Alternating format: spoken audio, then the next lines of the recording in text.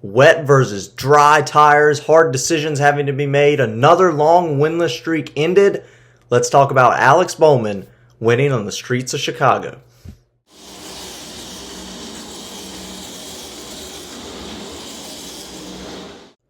Hello everybody, welcome to Dirty Air. I'm your host Alex Lambert, and let's talk about NASCAR on the streets of Chicago. We have a lot to break down after this race. Alex Bowman breaking a long 80-race winless streak. We'll talk about the playoff grid. We'll talk about the results. Two big-name drivers, the favorites going into today. Their days end early due to crashes. We'll break all that down, but I'm still currently not back in my studio in North Carolina, and I've been feeling a little bit under the weather this week, so my voice is not all here, so I do apologize for that. But anyway, we have a fantastic race to talk about following NASCAR in Chicago, and let's go ahead and get on into it. Certainly a very interesting race from strategy-wise, right? You know, we had drivers, crew chiefs alike trying to make decisions at the end of this race to stay on either the wet weather tires or the dry weather tires. Ultimately, we had Alex Bowman stay out on the wet weather tires, which certainly, you know, when the track starts to dry out a little bit, the preferred groove, you can see it on TV usually on the racetrack, it starts to dry out more. The wet weather tires would run a little bit slower than the slick tires, than the typical, the dry weather tires certainly would. And that's where we saw guys like Christopher Bell, Tyler Reddick, the guys that were running up front for a majority of the race that gave up track position on that final caution, trying to catch Alex Bowman, trying to do everything they could to get to him. You see here, unfortunately, Christopher Bell gets caught up in an accident while trying to run down Alex Bowman. And then Tyler Reddick, who was actually looked like he was going to catch him on the final couple of laps of this race, ends up hitting the inside wall in one of the corners. Very frustrating there for Tyler Reddick. But in the end, it was Alex Bowman able to hold off those guys on the slick tires and win on the wet weather tires. He was also able to go around Joey Hand as well, which was very impressive for Alex Bowman. And certainly this is a big win for him for many reasons, right? I mean, I can look at multiple reasons why this is huge. Every other Hendrick driver has won a race this season, so certainly it's big for him to join that list, right? And make sure you're not the odd man out. You're not the one Hendrick driver that hasn't won a race. You're now guaranteed into the playoffs because there was a tight points battle there. If we got another winner below the cut line, well, fortunately, he is that winner. So now he moves above the cut line, guaranteed in the NASCAR playoff. Alex Bowman does no longer has to worry about points moving forward in any position this season. Not only that, this is a big win for his crew chief as well, Blake Harris, right? I mean, a new pair this season going into this year. Alex Bowman, Blake Harris joined together, Hendrick Motorsports. Very important to get that first win for crew chief driver combination, and impressive to see what Alex Bowman and that crew chief were able to do, making the proper decisions during this race. Certainly exciting to watch, and we'll see if this can give them a shot of momentum, a boost of momentum to maybe potentially win more wins, right? Because this is a long winless streak for Alex Bowman. 80 races, that's a long time.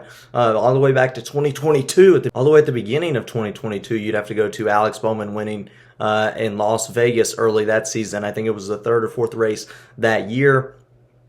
Let's break down a few other important components of this race, which is obviously going to be Shane Van Gisbergen, the defending winner going into today. He was obviously one of the major storylines going into this race. He obviously was really fast, looked like he was going to be the favorite. Even after the green flag flew, Shane Van Gisbergen was looking strong, looked like he was going to have a great shot to get the win. Unfortunately, after one of the cautions, got shuffled back a little bit, I believe maybe to the third or fourth row off of a pit stop, then gets caught up in an accident. Unfortunately, the 14 car gets involved in an accident, hits the back of Shane Van Gisbergen. Van Gisbergen slams the outside wall, those concrete barriers, essentially totaling the car out, ending any chance for Van Gisbergen to repeat his Chicago win, which was certainly unfortunate, right? You know, if he was going to get beat by a regular Cup driver, you wanted to see what driver could do it. You know, you had Kyle Larson, you had Christopher Bell, you had Tyler Reddick. Could those road course guys get up there and find a way to get past Van Gisbergen and sort of stop him from repeating this win, which was certainly an interesting storyline.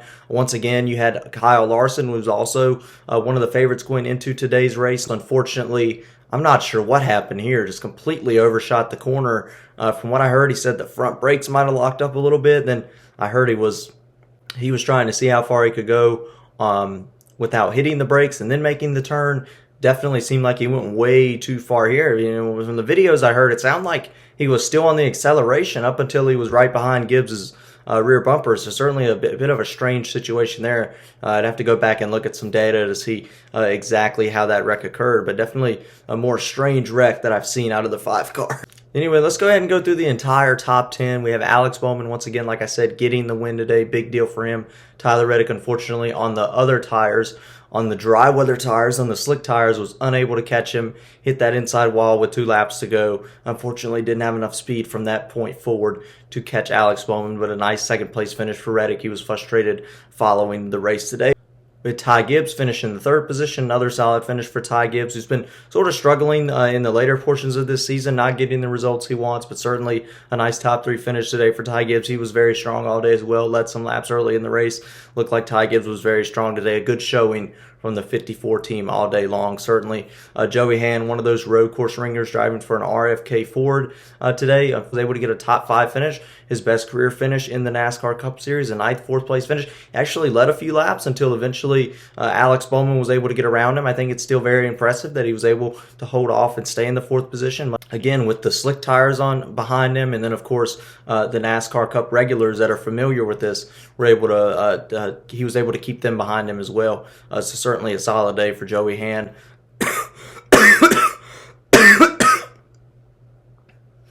Once again, another top 5 for Michael McDowell on a road course. Once again, one of your top road course drivers. A nice top 5 finish for him today. You had Ricky Stenhouse Jr., solid 6th place finish for him in the 47 Chevrolet. Todd Gilliland, who just seems to run well everywhere we go, was able to finish in the 7th position on those slick tires. But he was probably going to finish, if there wasn't for that caution at the end of the race, there was a good chance Todd Gilliland was going to have potentially a top 3 finish if it wasn't for that stage caution where it sort of jumbled the field up when making that decision on to stay on the slick tires or stay on the dry, to switch over to the slick tires or stay on the dry weather tires. Looked like Todd Gilliland was going to have a great chance to get a top 3 finish, so certainly a bit disappointing there that he wasn't able to finish in the top 3, but very solid run for that team.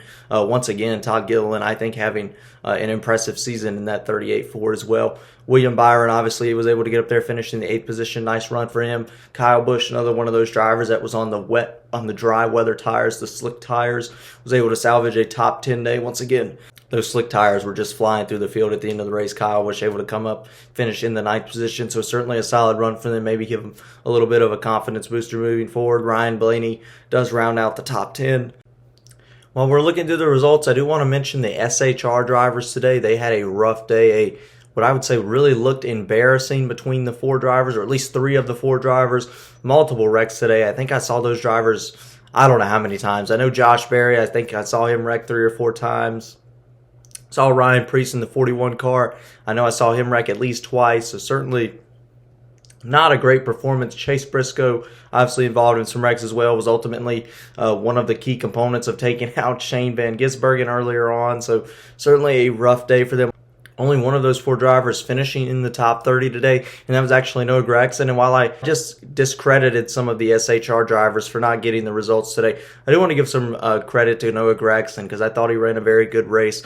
They interviewed him during the rain delay. He said he's just trying to manage the race the best he can after that disaster a year ago. If you remember, he got into the turn 6 tire barriers multiple times, driving for a different team last year, Gragson was. But certainly he said he was just doing everything he could to run decent today and not get caught up in an accident. Obviously, he wasn't a big fan of the wet weather racing, on the road course in the rain. Wasn't his type of racing.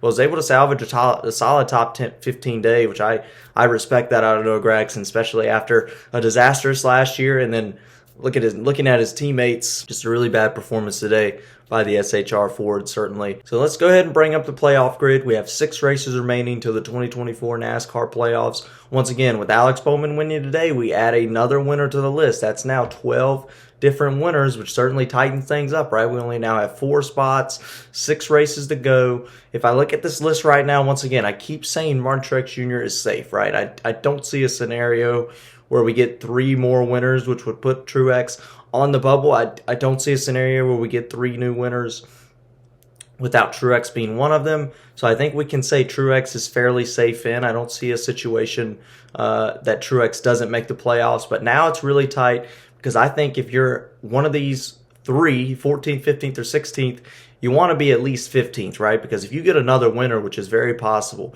Bubba Wallace at a certain type of racetrack, you can't count him out for somewhat trying to get a win. You can't count Bubba Wallace out completely for getting a victory Chase Briscoe. Been fast at some of the shorter ovals. We go to Richmond before the playoff starts. Couldn't count out Chase Briscoe or any of those SHR Fords at a shorter oval like Richmond coming up this season. Kyle Busch. Kyle Busch has won a race every season since 2005. I know he's having the worst season of his career by far, but certainly you cannot count out Kyle Busch for getting a victory as well. And then, of course, you still have some racetracks coming up that a strategy or strategic type racetrack where like a Pocono where somebody could use strategy to get a win, or you could have a situation like Daytona. We have Daytona to end out the regular season. Certainly that can definitely produce a surprise winner in the Daytona summer race. So certainly we have to continue to watch that. And once again, when you get a new winner that's below the cut line, it moves that cut line up one. So that would be Buescher out, and then it would be Ross Chastain in by less than 10 points. Just looking at this grid right here, for sure. So certainly it's interesting moving forward. 6 races to go, 4 spots remaining in the playoffs. It'll be interesting to see who takes them. But that's really it. That's really all there is to talk about following this race at Chicago. Once again, apologize for my voice. Haven't been feeling well all week long, but that's it. That's all there is to talk about. Please like and subscribe if you like the video, and share the video if you do. I really do appreciate it. And of course, about Kyle Busch finishing the top 10 in both Chicago street races. Let's get rowdy.